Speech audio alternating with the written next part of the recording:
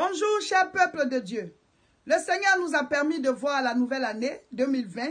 Rendons-lui gloire et honneur. C'est une grâce que d'être en vie. C'est une grâce. C'est la plus grande bénédiction que Dieu puisse nous accorder. Être en vie. Donc, sois heureux, bénis le Seigneur, célèbre-le. Et tout ce qui ne va pas, confie-lui. Pendant ce temps, toi, sois heureux. Garde le sourire. Et Dieu va toujours agir parce qu'il est fidèle. Amen. Alors, nous allons bientôt commencer notre temps de jeûne et prière de 21 jours du vendredi 3 janvier 2020 à partir de 6 h du matin et jusqu'au soir 18 h tous les jours jusqu'au 23 janvier 2020. Le thème c'est « Installons le règne de Dieu ». Nous prenons le taureau par les cornes déjà dès le début de l'année. Alors cette vidéo c'est pour vous donner quelques astuces pour que vous puissiez tenir dans ce jeûne-là. Voilà. Pour que vous puissiez savoir que vous n'êtes pas seul, le Seigneur est avec vous et il y a d'autres frères et sœurs à travers le monde qui font ce jeûne avec vous. Donc je vous donnerai quelques astuces pour que vous puissiez avoir l'esprit connecté au Seigneur. La première astuce que je veux vous donner, la voici. Lisons Actes chapitre 1, je lis le verset 3.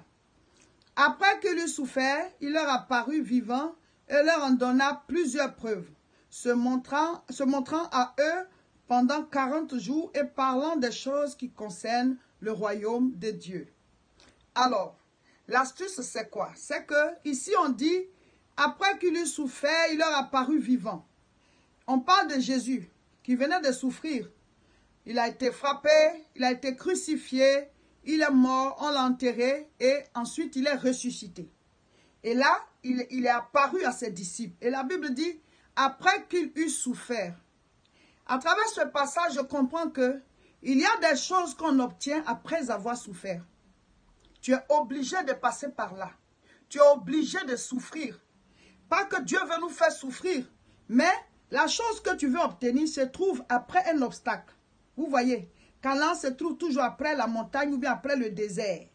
Donc tu dois soit gravir cette montagne ou bien tu dois traverser le désert. Et ton Canaan est à l'autre côté. Donc tu dois souffrir. Donc ici on dit Jésus, après qu'il eut souffert. Donc toi aussi tu dois savoir que tu vas passer par des temps de souffrance, mais après avoir souffert, il y a des choses que tu vas obtenir. Parce que après que Christ eut souffert, il est apparu à ses disciples. Donc la souffrance ne va pas t'anéantir. De quelle souffrance je parle? Quand on fait le jeûne, c'est une souffrance. C'est une souffrance parce que tu te prives de nourriture. Il y en a qui disent, mais ils ont mal au ventre, ils ont ceci, ils ont cela. Est-ce que nous aussi on sent ça? Oui, le corps humain, il réagit pareillement pour nous tous. Voilà. Quand on te pince le doigt, c'est que tu sens. L'autre aussi, si on pince son doigt, il va sentir la même chose. Donc, on est tous pareils. Donc, ce que tu sens en jeûnant, les autres aussi le sentent. Mais il y a des souffrances qui sont supportables. On se dit, je le fais parce qu'après cela, il y a quelque chose que je vais obtenir. Pas que Dieu veut forcément qu'on souffre avant de nous donner. Il a déjà souffert, Jésus. Mais il y a des choses qu'on doit faire pour compléter le sacrifice que Christ a payé pour pouvoir aller récupérer ce qu'il nous a donné. Quand Jésus nous a donné, vous voyez l'exemple, c'est comme un père qui est parti au champ et qui a cueilli des fruits à ses enfants. Il les a laissés au bas de l'arbre et il est venu à la maison. Et il dit à ses enfants, j'ai déjà cueilli les fruits là, allez les chercher. Voilà. Donc il y a des choses qui sont déjà acquises. Mais nous devons nous battre pour aller les chercher. Matthieu chapitre 11, verset 12. Le Seigneur dit quoi? Depuis Jean-Baptiste jusqu'à aujourd'hui, le royaume des cieux est forcé. Et ce sont les violents qui s'en emparent. De quelle violence il parle? Il parle de la violence spirituelle.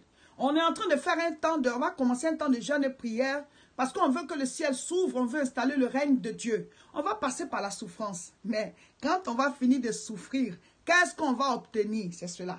Donc, je vous exhorte à ne pas regarder la souffrance que vous allez vivre pendant ce temps de 21 jours de jeûne et prière, mais plutôt à fixer vos regards sur le Seigneur. Amen. Regarde à ce que tu vas obtenir après ce temps de jeûne et prière, aux portes qui vont s'ouvrir, à ta vie spirituelle qui va avancer, voilà, à la victoire que tu vas obtenir, même le fait même de faire 21 jours de jeûne et prière dans ta vie sur cette terre-là, c'est déjà un palmarès même devant Dieu. Parce que Jésus il a fait 40 jours. Voilà, mais nous, au moins, on va se débrouiller pour faire les 21 là. Donc, devant le Seigneur, tu pourras dire que par amour pour toi, voilà aussi, j'ai pu aussi faire aussi ce jeûne. Donc, on va souffrir, oui. Mais après qu'on aura souffert, qu'est-ce qui va se passer? Une autre astuce que je vais donner, c'est Marc 14, verset 38. Il dit, veillez et priez afin que vous ne tombiez pas en tentation. L'esprit est bien disposé, mais la chair est faible. Alors, l'homme est sous 3 formes. On est comme Dieu. Dieu est Dieu le Père, Dieu le Fils, Dieu le Saint-Esprit. Les 3, c'est la même personne qui se manifeste sous 3 formes différentes. Voilà. Donc, nous aussi, on est corps, âme, esprit. Voilà. Notre esprit, c'est le principe de vie qui vient de Dieu. Notre âme, c'est notre personnalité à l'intérieur, notre volonté, voilà, les choses qu'on aime, nos sentiments, c'est le siège même, voilà, de nos sentiments. L'âme, c'est toi-même à l'intérieur, voilà. Tu n'aimes pas telle chose te plaît, tu veux faire ceci, et tout ça, c'est ça l'âme. Maintenant, le corps, c'est là où l'âme vit, là où l'esprit se trouve, voilà. Et donc, c'est le corps maintenant qui fait ce que l'âme veut faire. Quand l'âme dit on fait ça, le corps fait. Maintenant, quand l'esprit a été retiré par Dieu, ben, l'âme est obligée de se séparer du corps. Voilà, parce que c'est l'esprit. La Bible dit quoi? Dieu a créé le corps par la poussière. Il a soufflé dans ses narines un souffle de vie, c'est l'esprit. Et l'âme est devenue vivante. Voilà. Voilà. Donc, nous sommes aussi sous 3 formes. Mais, la Bible dit que l'esprit, voilà, qui vient de Dieu est bien disposé. Mais la chair, le corps, là, est faible. Tu es là, tu as envie de jeûner, mais en même temps, tu n'as pas envie de jeûner. tu jeûnes, tu as envie de manger, mais en même temps, au fond de toi, tu n'as pas envie de manger. Tu te dis, ah, si je mange, c'est pas bien. Donc, il y a toujours deux volontés, deux volontés. Donc, c'est ça, la Bible dit que l'esprit est disposé. L'esprit de Dieu qui est en nous, notre esprit, là, est connecté à l'esprit de Dieu. Donc, au fond de nous, on a envie de faire les bonnes choses. Mais la chair, là, est attirée par la nourriture, par les choses de ce monde et tout. Et au milieu, on est balancé comme ça. Voilà. Maintenant, toi, tu dois donner la force, hein, à ton âme de choisir le côté de l'esprit. Pour ne pas que ton corps aille faire le péché. Donc, quand tu es en train de faire ton jeûne et que les mauvaises pensées te viennent, il faut manger, ou bien il faut aller faire, en tout cas, il faut descendre de ton jeûne. Quand tu es tenté là, voilà, puisque la chair est tentée, la chair est faible, toi maintenant, il faut aider ton esprit. Donc, ça veut dire, par exemple, si tu vois que tu es tenté, tu commences à adorer. Ou bien tu mets un chant d'adoration, ou bien tu mets un enseignement, une vidéo que j'ai mise en ligne, tu commences à suivre. Donc, la force va te venir de la parole que tu vas recevoir. La force va te venir du Saint-Esprit. Et du coup, tu auras plus de force pour tomber du côté de l'esprit. Parce que l'esprit est disposé, mais c'est la chair qui est faible. Donc, donne plus de force à l'esprit en t'accrochant à Dieu quand tu sens la tentation de pouvoir arrêter ton jeûne ou bien quand Satan te décourage pour dire mais tu fais quoi même ça, ça va te conduire à quoi? Oui, il veut que tu laisses tomber parce que tu es en train de taper quelque chose là, il sait que bientôt la chose va tomber. Et comme il ne veut pas que tu fasses tomber la chose, ben il va te décourager pour que tu arrêtes de taper. C'est comme ça. La Bible dit que Daniel, il a jeûné 21 jours. Et quand il a commencé à jeûner là, Dieu avait déjà exaucé. Hein? Mais il y a des démons qui ont bloqué l'exaucement là. Parce que chaque territoire a des esprits. La Bible nous parle dans Éphésiens chapitre 6 à partir du verset 11. Il dit de se revêtir de toutes les armes de Dieu parce que on a une guerre à faire. Et notre guerre n'est pas contre les êtres humains, mais contre les dominations, les autorités, les esprits impurs dans les lieux célestes et tout ça. Et donc il y a des démons qui sont là qui ne veulent pas que la grâce de Dieu descende sur nous. Et donc, quand tu commences à prier comme ça, si tu es sur un territoire, les démons de ce territoire, ou bien si tu es dans une maison, les démons de cette maison-là, en tout cas là où tu es, les esprits qui sont là, ils ne veulent pas que la gloire de Dieu descende, donc ils ont une manière d'aller se mettre là-bas pour combattre. C'est comme ça. Il y a eu guerre au ciel, maintenant il y a guerre sur la terre. Mais c'est nous les chefs de la terre, c'est à nous Dieu a donné la terre. Mais comme par le péché on a perdu notre autorité, Jésus-Christ est venu payer pour nous, nous a rendu cette autorité. Maintenant on doit la manifester. Donc, quand tu vois que depuis tu pries, il n'y a pas d'exaucement là. Il y a un combat. Toi, tu ne dois pas arrêter de prier. Ou bien si tu es en jeûne, tu ne dois pas arrêter ton jeûne. Parce que quand tu vas aller jusqu'au bout, ben, Dieu va envoyer un ange. Parce que chaque ange a son rôle. Donc, celui qui venait avec l'exaucement là, ce n'est pas un ange combattant.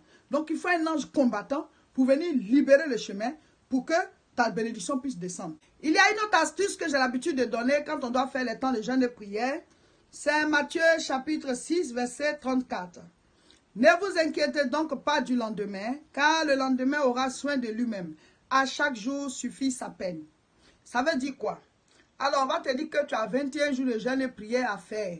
Dès le départ, Satan va te montrer ça comme en groupe, comme ça, comme un paquet. Pour commencer vraiment à t'effrayer, tu vas dire, hey, pendant 21 jours, je ne vais pas manger. Pourtant, on va descendre les soirs. Hein. On ne jeûne que la journée. Mais l'ennemi va commencer à gonfler ça dans ton esprit. Voilà. Pour que tu puisses reculer en fait. Mais toi, tu dois te dire quoi? À chaque jour suffit sa peine. Tu ne vas pas jeûner 21 jours comme ça. La vie, mais on ne la vit pas d'un trait. Hein. Voilà, on vit chaque jour. On vit chaque minute, on vit chaque heure, on vit chaque jour, on vit chaque semaine. C'est comme ça. Donc le jeûne, tu vas l'affronter chaque jour. Donc à chaque jour suffit sa peine. Quand tu es en train de faire le jeûne aujourd'hui, ne pense pas au jeûne de demain. Est-ce que quand tu vis là, tu penses à la journée de demain, comment je vais vivre demain, comment va se passer l'année prochaine? Non, on vit la vie tous les jours, elle coule. Voilà, c'est pareil. Donc laisse ta vie couler. Aujourd'hui, tu as face à aujourd'hui, tu jeûnes le jeûne d'aujourd'hui. Quand demain va venir, tu jeûneras le jeûne de demain et ainsi de suite. À chaque jour suffit sa peine. C'est ce que la Bible dit. Ne te prends pas la tête en pensant aux 21 jours. Non. Dieu va te donner la force et tu vas faire chaque jour. Et chaque jour, prie. Chaque jour, fais ton jeûne. Chaque jour, médite la parole de Dieu. Et tu vas voir que ça va passer. Il y a tellement de 21 jours qu'on a vécu dans notre vie. Voilà quelques astuces par rapport à notre temps de jeûne et prière. Alors, nous commençons le 3. De 6h jusqu'à 18h. Et puis, nous allons jusqu'au 23. Voilà. De 6h jusqu'à 18h tous les jours. Nous lisons l'évangile de Matthieu. Chapitre 1, chaque jour. Un chapitre par jour. Et donc, le 3, on lit le chapitre 1. Et même quand on aura terminé le jeûne, il faut quand même continuer de lire l'évangile de Matthieu jusqu'au chapitre 28, terminer tout le livre de Matthieu. C'est très important de lire un livre entier de la Bible. Voilà. Et puis, chaque fois, nous allons vous envoyer les sujets de prière.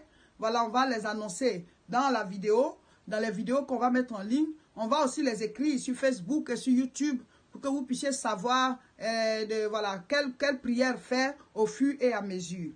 Il est aussi important d'informer vos amis et vos connaissances qui veulent bien, voilà, qui traversent des périodes difficiles. S'ils veulent bien s'ajouter à nous pour faire ce temps de jeûne et prière, ce serait bien. Vous aurez sauvé des gens, vous aurez aidé des gens à sortir des situations difficiles. Partageons la parole, partageons ce qui est bien. Jésus-Christ, il est celui-là qui est notre trésor par excellence. Donc quand on le trouve comme ça, il faut en faire profiter à d'autres. Amen. Nous serons dans ce temps de jeûne et prière jusqu'au 23. Mais le 25, nous avons la conférence internationale de la moisson abondante, la CIMA, à Nanterre, de 14h30 à 20h30. C'est une grande conférence. La salle est très grande. Et il faut que tout le peuple de Dieu se mobilise. Le thème, c'est 2020, zone sans guerre. La Bible dit que David a combattu et à un certain moment, il a reçu la paix. Il était en paix et il a profité de la vie. Pareil aussi pour Abraham. Il est mort rassasié de jours, il a profité aussi de la vie. Nous devons à un certain moment rentrer dans une zone sans guerre. Et ça, c'est Dieu qui peut proclamer cela sur ta vie. Tu as beaucoup de combats, tu as beaucoup de difficultés. On ne dit pas que tu ne vas plus quand même avoir de difficultés du tout. Mais il faut quand même que le Seigneur t'accorde la grâce dans plusieurs domaines de ta vie pour que tu puisses dire, j'ai vu la main de Dieu. Et ça, c'est possible. Amen. Il faut que tu rendes témoignage pour dire, Dieu m'a accordé le repos comme il a accordé à David. Donc, le 25 janvier à Nanterre, que personne ne rate. Vous savez, il y a des mouvements tantôt en France, mouvements tantôt dans d'autres pays. C'est comme ça. La Bible dit que on va vivre avec ça. Le monde entier sera tout le temps en tumulte. Voilà. Donc, il faut qu'on s'y habitue. Ça ne doit pas t'empêcher de te battre pour aller là où il y a la prière. Parce qu'on se bat pour aller au travail. Donc, si on peut se battre pour aller au travail, battons-nous aussi pour aller à la prière. C'est très important. Donc, ne te laisse pas décourager par des mouvements.